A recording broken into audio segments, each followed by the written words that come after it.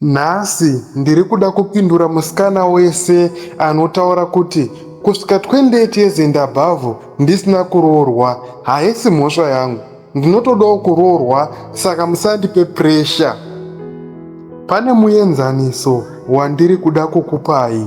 Hazvina musoro kuti munhu ataure kuti kushaya kwandiri kuita basa haisi mhosva yangu, ndiri kutodawo basa.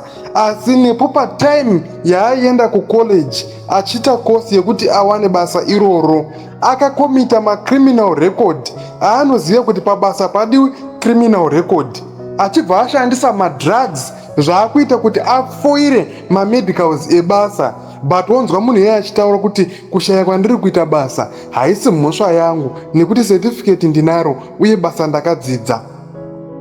Saka kumusikana ukaona usisiri mhandara, it's a criminal record.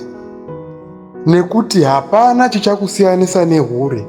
Mahure ari kungoendawo kuchechi, mahure anotoratidzawo tsika kana ari pamba panana mai vavo, mahure anotogezawo.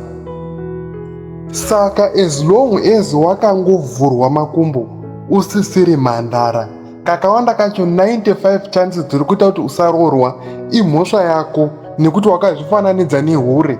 Chinhu chache once changovhurwa hachichasiyanisiki chemunhu musvinu nechehure, nekuti hachitombozivikanwi kuti pakapinda vanhu vangani.